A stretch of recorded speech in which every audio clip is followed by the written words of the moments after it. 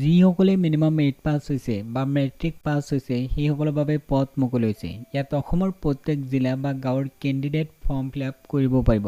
কোনো ধৰণৰ application fees দিব নালাগে, বিনামূলীয়াকৈ ফৰ্ম ফিলআপ কৰিব পাৰিব। যিটো মোবাইলতে ভিডিঅ' চাইছে সেই মোবাইলতে ফৰ্ম ফিলআপ কৰিব পাৰিব। যদি কেণ্ডিডেটৰ কোনো ধৰণৰ এক্সপিৰিয়েঞ্চ নাই অৰ্থাৎ অভিজ্ঞতা নাই তথাপিও ফৰ্ম ফিলআপ কৰিব পাৰিব। প্ৰথমতে জানি লওক ক'ৰ পৰা আবেদন বিচাৰিছে।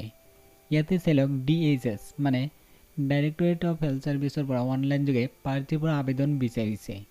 ইয়াতে চাই লওক 1 নম্বৰ যিটো পোষ্ট সেই পোষ্টৰ নাম হ'ল ড্ৰাইভাৰ। ড্ৰাইভাৰ টোটেল পদ আছে 20টা পদ মুকলি হৈছে।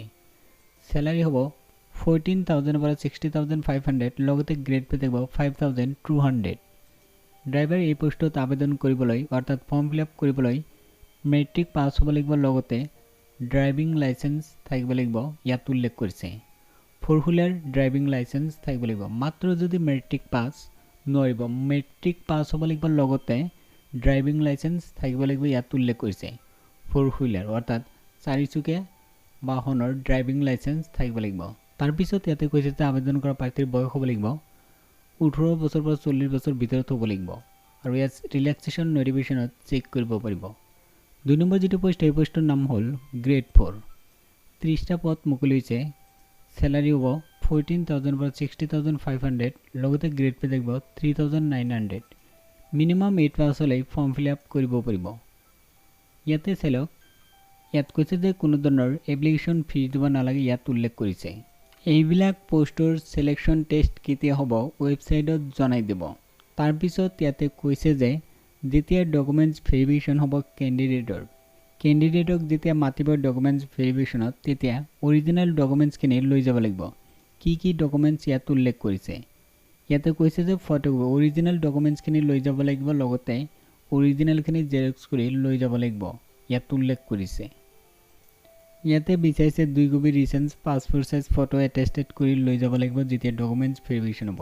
তাৰপিছত জন্মৰ প্ৰমাণপত্ৰ 8 পাছৰ সাৰ্টিফিকেট লৈ যাব দিছে। যিসকল কেণ্ডিডেটৰ কাষ্ট সাৰ্টিফিকেট আছে কাষ্ট সাৰ্টিফিকেট লৈ যাব লাগিব, অৰিজিনেল লগতে জেৰক্স কৰি লৈ যাব লাগিব।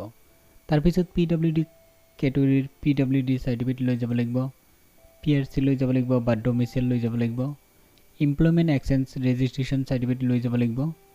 তাৰপিছত EWS কেটেগৰীৰ বাবে EWS সাৰ্টিফিকেট আৰু ড্ৰাইভিং লাইসেন্স লৈ যাব লাগিব যিসকলে ড্ৰাইভাৰ পোষ্টত আবেদন কৰিব। আৰু ইয়াতে উল্লেখ কৰিছে যেতিয়া সিলেকশ্যন টেষ্ট হ'ব জনাই দিব ৱেবছাইটৰ জৰিয়তে। ইয়াতে কৈছে অনলাইন ফৰ্ম ফিলআপ কৰিব পাৰিব ডিচেম্বৰ মাহৰ 7 তাৰিখৰ পৰা। লাষ্ট ডেট হ'ল ডিচেম্বৰ মাহৰ 16 তাৰিখ। এতিয়া কাম কৰক, এই ভিডিঅ' ডেছক্ৰিপশ্যনত লিংক পাব, সেই লিংকত ক্লিক কৰি গোটেই ডিটেইলছ চাব পাৰিব, লগতে নটিফিকেশ্যন চেক কৰিব পাৰিব। আপোনালোকৰ সুবিধাৰ বাবে মই ভিডিঅ' ডেছক্ৰিপশ্যনত লিংক দিছোঁ, এতিয়াই চেক কৰক।